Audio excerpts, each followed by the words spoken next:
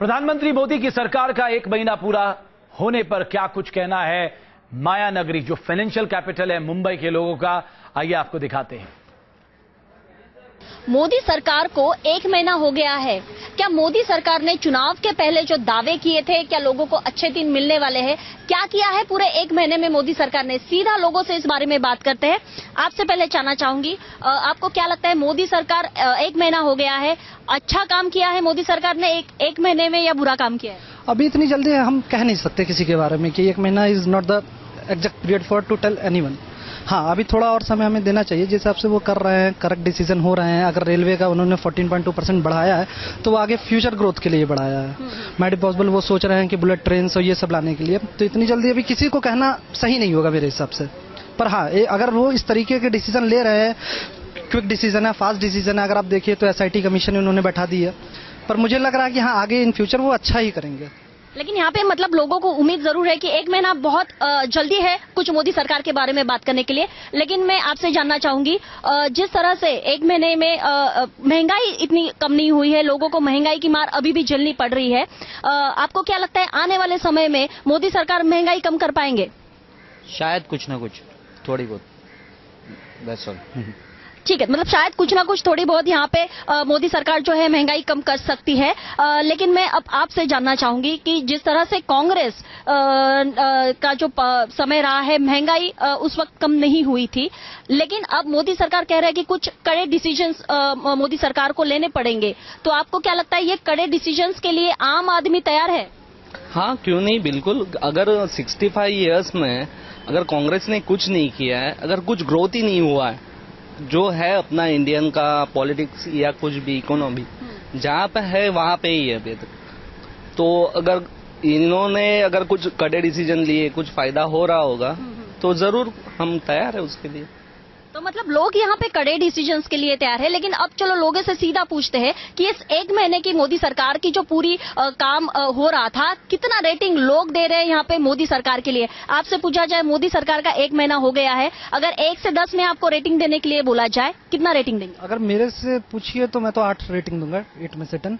हाँ, आगे मेरा उनसे आशाएं हैं कि हाँ, कुछ ना कुछ जरूर कम होगा। अभी तो शुरुआती है, अभी किसी को आप ऐसे बोल नहीं सकते हैं। और पिछले 10 साल उन्होंने करे हैं, तो उस काम को समेटने में भी कम से कम 1.5 साल तो लग ही जाएगा, उस चीज को नए सिरे से लाने में।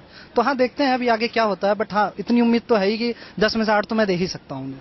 चलिए, आपके 8 अंक है, आपको पूछा जाए कितना अंक?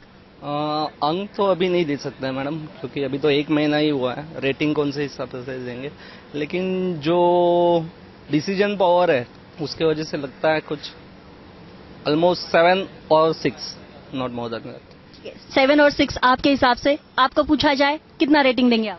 हाँ जी, मेरे तरफ से 7 होगा फिलहाल के लिए। हाँ, तो मतलब 1 महीना यहाँ पे हुआ है और आपने 7 यहाँ पे दिया है। आपसे जानना चाहूंगी, आप कितना रेटिंग देंगे मोदी सरकार? मोदी जी सिलेक्ट होके जस्ट अभी 1 ही महीना हुआ है, तो उसकी वजह से जो उन्होंने अभी तक जो परफॉर्मेंस दिया है उसके बेसिस पे तो मैं अभी फिलहाल 6 रेटिंग देना चाहूंगा आउट ऑफ 10। ठीक है, यहाँ पे आउट ऑफ 10 आपने 6 रेटिंग यहाँ पे मोदी सरकार को दिया है। आप कितना देंगे? मेरे हिसाब से तो 8 आउट ऑफ 10। तो चलिए, यहाँ पे मोदी सरकार को है 5 में से 5 अंक से तो ज्यादा ही मिल रहे हैं आउट ऑफ 10 अगर बात की जाए। तो यहाँ पे लोगों की उम्मीद यही है कि मोदी सरकार अच्छे दिन यहाँ पे लोगों को जरूर दिखाएंगे। चुनाव में जो उन्होंने वादे किए हैं वो वादे वो पूरा जरूर करेंगे। हालांकि 1 महीना बहुत जल्द है मोदी सरकार के बारे में कुछ कहने के लिए, लेकिन अच्छे दिन लोगों को जरूर देखने मिलेंगे। ये आशा है मोदी सरकार से आम लोगों को अभी भी है। वीडियो जर्नलिस्ट प्रशांत के साथ स्वाति घोसालकर, न्यूज नेशन मुंबई। मुकेश नायक साहब, सचिवों का भी उत्साह बहुत जोरों पर है। जब 4 जून को नरेंद्र मोदी ने सारे सचिवों की बैठक बुलाई, उनमें से एक सचिव ने लिखा है, जो DIPP के सचिव हैं अमिताभ कांत, ये कहते हैं कि उनके करियर में पहली बार free, frank and fearless interaction हुआ, जो हाईली मोटिवेटेड है और ग्रेट फ्लो ऑफ आइडियाज हुए। यानी आपके दौरान सचिव निराश थे ऐसा लग रहा है, अब जरा उत्साह उनमें आया है काम करने को लेके।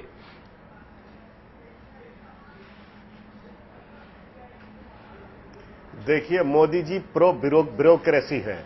मोदी जी नौकरशाहों के पक्षधर हैं और इस देश में नौकरशाहों का जो भी पक्षधर रहा है देखिए, ब्यूरोक्रेसी का मॉरल डाउन नहीं होना चाहिए, मैं इससे सहमत हूं। उनका उत्साह बड़ा रहना चाहिए, लेकिन नौकरशाही को करप्ट भी नहीं होना चाहिए। नौकरशाही को जनोन्मुखी होना चाहिए, जनता के विपरीत नहीं होना चाहिए। नौकरशाही काम करे, इसके लिए उचित वातावरण होना चाहिए। तो यही तो उन्होंने भी कहा है कि 50 साल में कुछ हुआ ही नहीं। अरे 30 दिन जब हुए थे केजरीवाल की सरकार को, सुनिए, 30 दिन जब हुए थे केजरीवाल की सरकार को, डॉक्टर हर्षवर्धन पूरे विधायकों को लेकर केजरीवाल से मिले थे 30 दिन में कि बताइए आपने क्या हुआ आपकी परफॉर्मेंस का। वही हम पूछ रहे हैं कि 30 दिन में महंगाई कैसे बढ़ गई। संबित, आप जवाब क्यों नहीं देते? सामग्री की महंगाई बढ़ गई। मुझे याद है महंगाई को लेकर नरेंद्र मोदी ने कई बार ट्वीट भी किया, सार्वजनिक मंचों पे भी कहा। अब आप फेयर क्यों बढ़ा रहे हैं?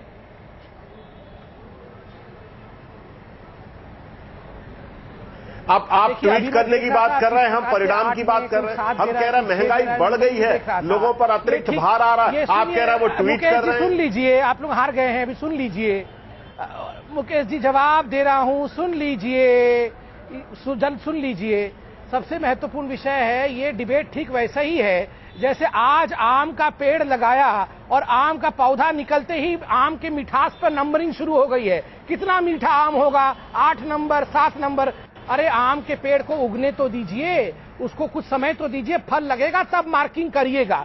पौधा लगाया भी नहीं है, मार्किंग शुरू कर दिया है। और ये मुकेश जी अभी क्या बोल रहे थे कि नौकरशाहों को तो बिल्कुल बगल में कर देना चाहिए, वो सब करप्ट हैं। अरे आप ये करप्ट नौकरशाह है जानते थे तो इनको 10 साल तक क्यों पाल रहे थे? आपने सिस्टम को ठीक क्यों नहीं किया था? आज मैंने ये नहीं कहा। देखिए सुनिए महापात्रा जी, आप फिर से मेरी क्लिपिंग निकाल के देख लीजिए। मैंने ये नहीं कहा। आपने कहा आप पूरे देश के सामने असत्य कथन कर रहे हैं, पूरे देश के सामने झूठ बोल रहे हैं। आपने कहा नौकरशाह करप्ट होता है, मैंने ये कहा हो। आपने कहा नौकरशाह करप्ट होता है।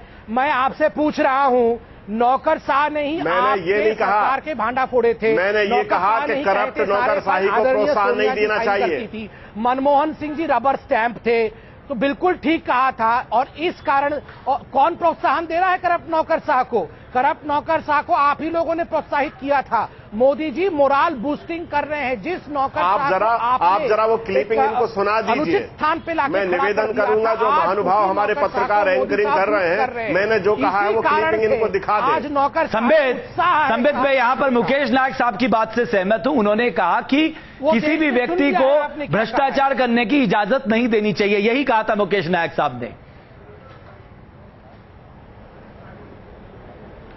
उन्होंने ये भी कहा था नौकरशाह के ऊपर डिपेंडेंट हो रहे हैं मोदी साहब।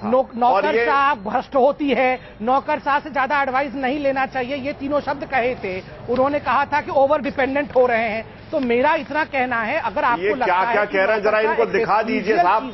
जब ये अभी बिल्कुल आमने सामने असत्य कथन कर रहे हैं, 2 मिनट में आमने सामने की चर्चा में जब ये झूठ बोल रहे हैं। अरे हमने सुना है, आपने कहा कि मोदी जी नौकरशाह। चलिए मैं इस बयान पे कोई आगे नहीं बढ़ना चाहता। आप दोनों मेहमानों का बहुत बहुत शुक्रिया, लेकिन लोगों को इंतजार है अच्छे दिनों का जिसका कि मोदी सरकार ने वादा किया था। बहुत बहुत शुक्रिया। न्यूज नेशन में खबरों का सिलसिला लगातार जारी है।